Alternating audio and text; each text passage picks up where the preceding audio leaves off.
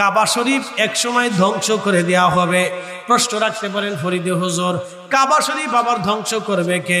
সহিহ বুখারীতে কিতাবুল ফিতানে আসছে, নবীজি বলেছেন, আমার উম্মত, আমার উম্মত শোনো, আমি দেখতেছি আবিসিনিয়ার থেকে একজন কালো ব্যক্তি, মাথায় টাকলা কালো একজন ব্যক্তি, তার পা লম্বা লম্বা হবে। এই ব্যক্তিটা তার শাবল দিয়ে, কুড়াল দিয়ে কাবা শরীফের পাথরগুলি আঘাত করে করে ছুটিয়ে ফেলতেছে। আমি দেখতেছি আফ্রিকান একজন ব্যক্তির মাধ্যমে কাবা শরীফ ধ্বংস হয়ে যাচ্ছে। সাহাবা একরাম বলেন, হুজুর এটাও কি সম্ভব? আফ্রিকানের মাধ্যমে কাবা ধ্বংস হবে? নবীজি বললেন, হ্যাঁ, আমি তাকে দেখলাম, তার মাথার টাক হবে এবং তার পায়ের নালা হবে লম্বা লম্বা।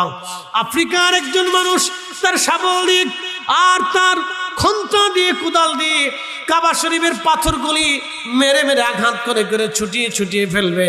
নবীজি বললেন, আমার উম্মত কাবা শরীফ আবিসিনিয়াবাসীরা, আফ্রিকানবাসীরা একসময় ধ্বংস করবে। মুহাদ্দিসিন ইকরাম বলেছেন, এই ঘটনাটা পৃথিবীতে যেই সময় দাজ্জাল আসবে, দাজ্জাল আসার সময় কাবা ধ্বংস হবে না। দাজ্জালের পরে ইয়াজুজ আর মাজুজ আসবে।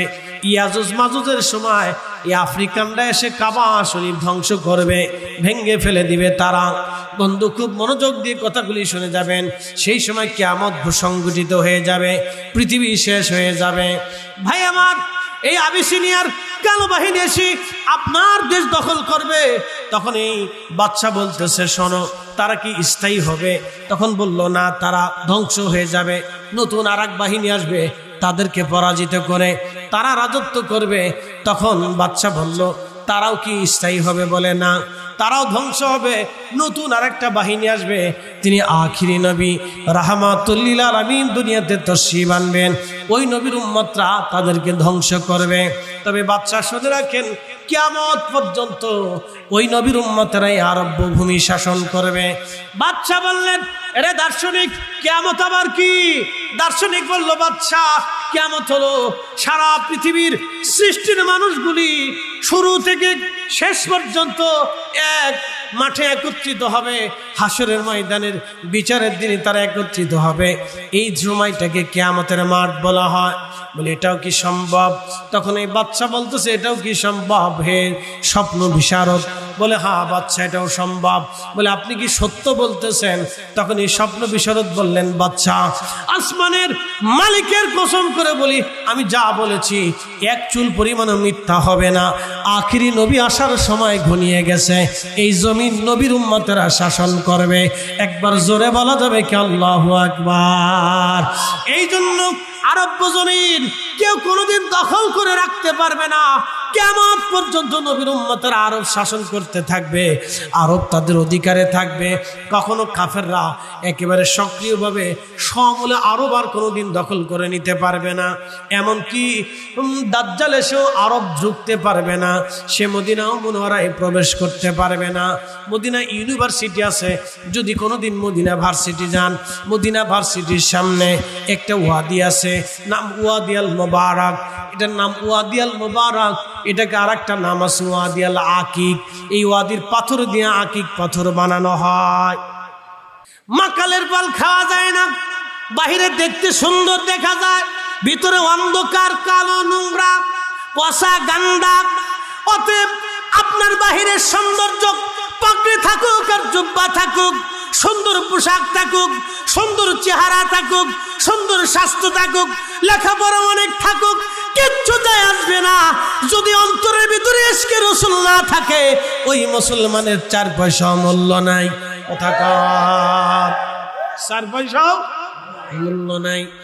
আল্লাহর নবী হযরত আদম ডাক দিছে, শীষ শোনো, এই নবীর পরিচয় আমি তোমাকে দিচ্ছি।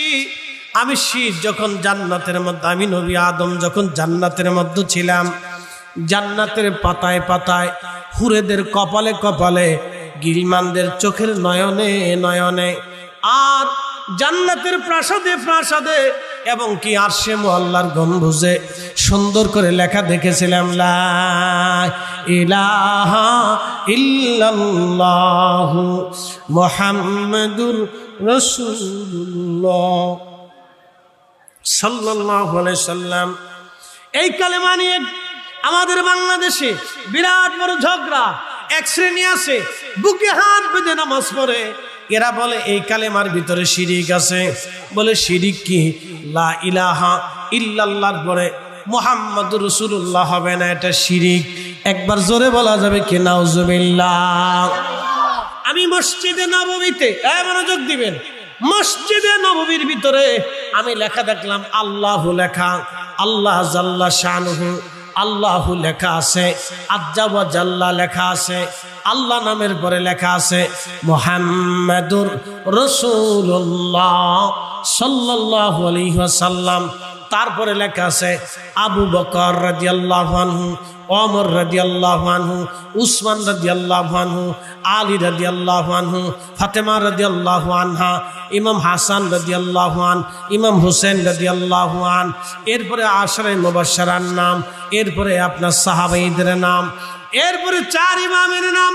ইমাম নুমান বিন সাবিত রাদিয়াল্লাহু আনহু, ইমাম আবু ইদ্রিস আশ-শাফিঈ রাদিয়াল্লাহু আনহু, ইমাম মালিক ইবনে আনাস রাদিয়াল্লাহু আনহু, ইমাম আহমদ ইবনে হাম্বল রাদিয়াল্লাহু আনহু। মসজিদে নববীর ভিতরে আমার আল্লাহর নামের পরে নবীর নাম লেখা, এইখানে শিরিক হলো না? শিরিক হয়ে গেল বাংলাদেশে।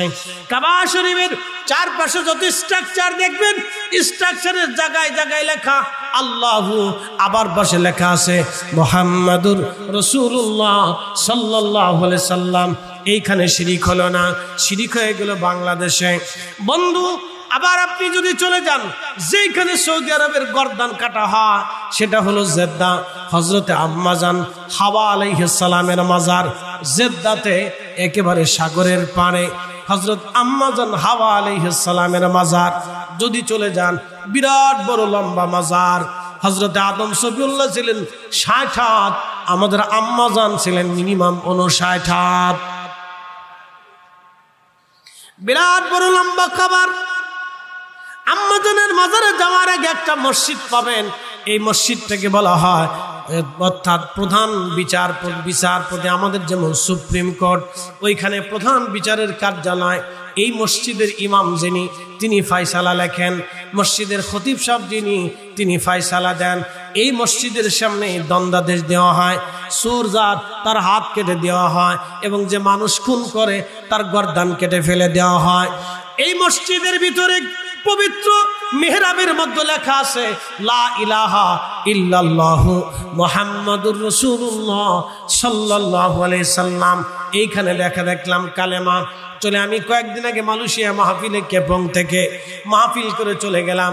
হুজুর গাউসে পাক মহিউদ্দিন আব্দুল কাদের জিলানী রাহমাতুল্লাহ আলাইহির সন্তান, তিনার কলিজার টুকরা ছেলে, তার নাম হযরতে শেখ ইসমাইল বুগদাদি আল হাসানি হুসাইনি রাদিয়াল্লাহু আনহু।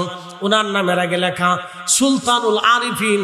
ওনার মাজারটা মালাক্কা সাগর প্রণালীর মাঝখানে একটা ছোট্ট দ্বীপের নাম পোলাও বুসারে। এই দ্বীপের ভিতরে নির্জনে আহলে বাইতে রাসূল, আওলাদে রাসূল, নবী বংশের উজ্জ্বল সন্তান হুজুর গাউসে পাকের বেটা সুলতানুল আরিফিন ইসমাইল বগদাদি আল হাসানি হুসাইনি রাহিমাহুল্লাহ ঘুমিয়েছেন এই মাজারে। সেই মসজিদে চলে গেলাম। মসজিদটা প্রাচীন আমলে তৈরি করা। হুজুর আল্লাহর ওলি যেই সময় এসেছিলেন, ওই দ্বীপের ভিতরে তিনি মসজিদ নির্মাণ করেছিলেন। সেই স্ট্রাকচারটা এখনো আছে।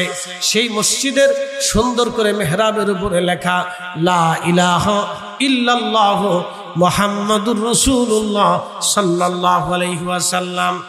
বন্ধু, জিয়ারত করে আসলাম হযরতে বদর শাহ আউলিয়া রাহমাতুল্লাহ আলাইহি, ওনার মাজার চট্টগ্রামে। বন্ধু খুব মনোযোগ দিবেন, চট্টগ্রামে ওনার সাগরের পারে ওনার মাজার, কর্ণফুলী নদীর পারে ওনার মাজার, শহরের ভিতরে। মাজারে গেলাম। ভাইজান উনি কত বছর আগে এসেছিলেন জানেননি? উনি আজকে থেকে 1 আর 200 বছর আগে আসেন নাই। উনি 1200 বছর আগে 200 হিজরিতে তিনি বাংলাদেশে এসেছিলেন। ওনার মাজার মসজিদের মধ্যে লেখা আছে লা ইলাহা ইল্লাল্লাহু মুহাম্মাদুর রাসূলুল্লাহ সাল্লাল্লাহু আলাইহি ওয়াসাল্লাম। পৃথিবীর যে জায়গায় স্থানে আপনি যাবেন, আমি চলে গেলাম মালয়েশিয়ার সেন্ট্রাল পুত্রজায়ের সেন্ট্রাল মসজিদ, তাদের পার্লামেন্টের সামনে যে মসজিদখানা চমৎকার করে সুন্দর করে মসজিদ নির্মাণ করেছে, লেকের উপরে হাজার হাজার শত শত কোটি টাকা